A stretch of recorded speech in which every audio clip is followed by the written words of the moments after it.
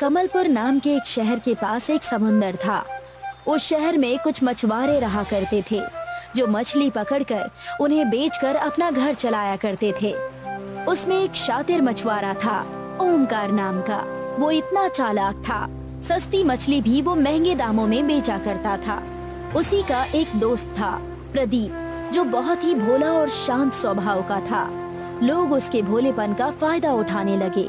एक दिन प्रदीप चाय की दुकान पर खड़ा था। क्यों बे, यहाँ कब तक चाय पिएगा? मछली नहीं पकड़नी? मछली पकड़नी तो है, लेकिन अच्छी मछलियाँ गहरे समंदर में जाकर ही मिलती है, और वहाँ भी कुछ मछुआरों का कब्जा है। तो हम कहाँ जाएं? अरे तुम तो हमेशा आलस और निठल्लेपन की बातें करते हो। आज चलो मेरे साथ, हम दोनों दोस्त मछलियाँ पकड़कर घर ले आएंगे। और दोनों दोस्त मछलियाँ पकड़ने समुद्र पर जाते हैं। बड़ी बड़ी लहरें चल रही होती है। समुद्र में तूफान आने के संकेत होते हैं।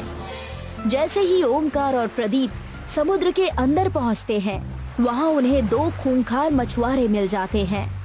अरे ये देखो, वहाँ से दो और मछुआरे आ रहे हैं। लगता है इन्हें भी मछलियाँ पकड़नी है, इसीलिए ये इतने गहरे समंदर तक आ गए हैं। हमें इन्हें यहाँ से भगाना होगा, वरना ये दोनों ही हमारी मछलियाँ ले जाएंगे। तुमने ठीक कहा, रुको अभी इन्हें मजा चखाते हैं। प्रदीप और ओमकार ने जैसे ही उन दोनों गुंडे मछुआरों को अपने पास आते हुए देखा, ओमकार समझ गया कि कुछ तो गड़बड़ है।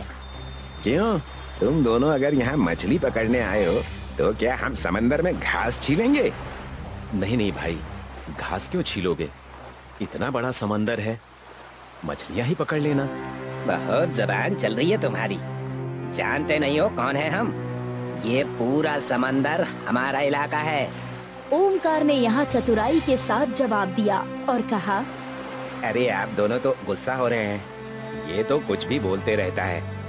हम जितनी भी मछलियाँ पकड़ेंगे उसकी आधी हम आपको दे देंगे। इससे आप भी खुश और हम भी खुश। तुम हमें समझदार लगते हो। चलो, तुम्हारी समझदारी के कारण हम तुम्हें अपने साथ रख लेंगे, लेकिन इस लड़के को भगाओ यहाँ से, वरना इसकी नाव तोड़कर इसे हम समंदर में कहीं का नहीं छोड़ेंगे। उन मछुआरों की बात सुनकर ओमकार खुश हो गया। उन्होंने ओमकार को मछली पकड़ने की इजाजत दे दी। चलो जाओ तुम यहाँ से, वरना तुम्हारी वजह से ये मुझे भी मछली पकड़ने नहीं देंगे। चले जाओ यहाँ से।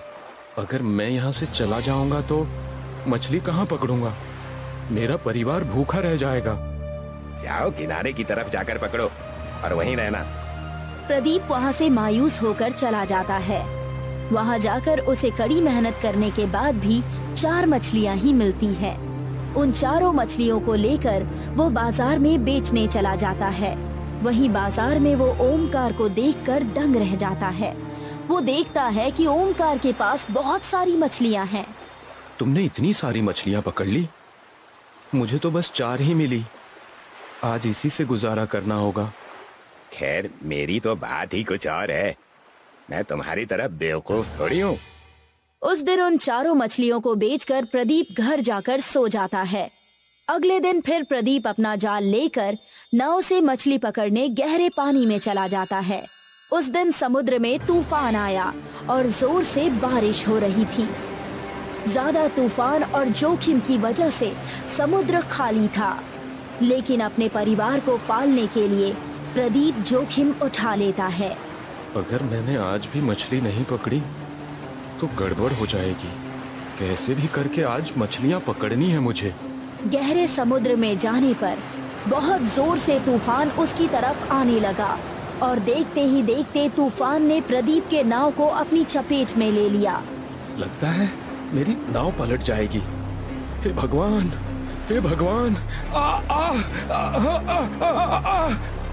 समुद्र के तूफान खत्म हो जाने के बाद जब प्रदीप की आंखें खुली तो वो दंग रह गया।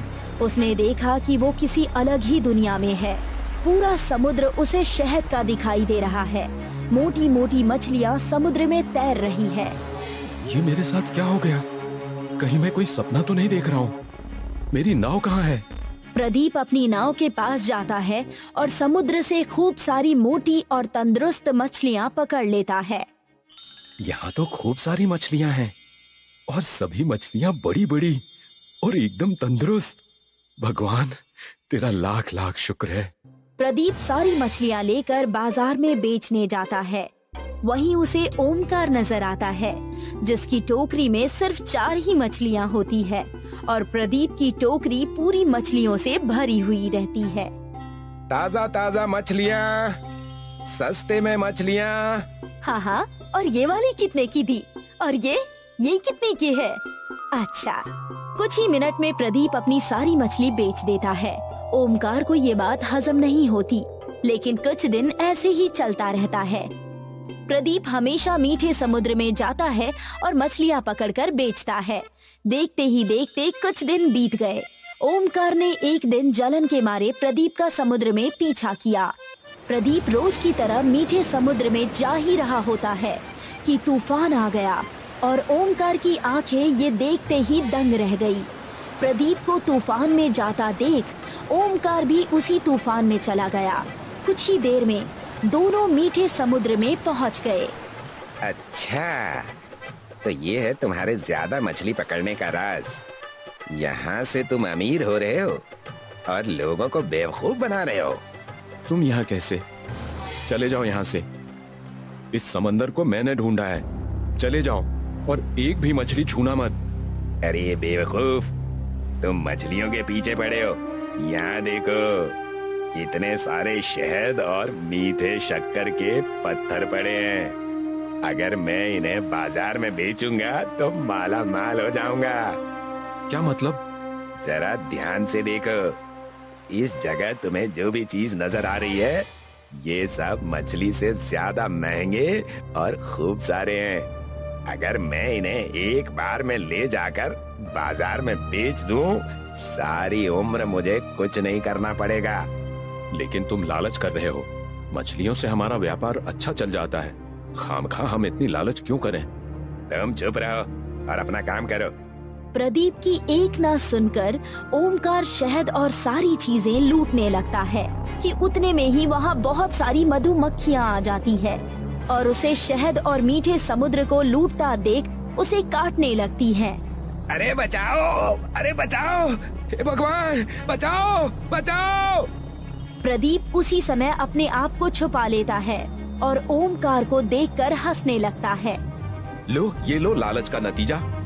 मिल गया ना प्रसाद तुम्हें, और बनो अमीर।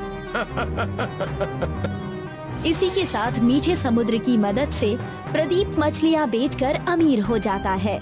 ओमकार को उसकी लालच की सजा मिल गई थी और प्रदीप और उसका परिवार खुशी खुशी रहने लगे।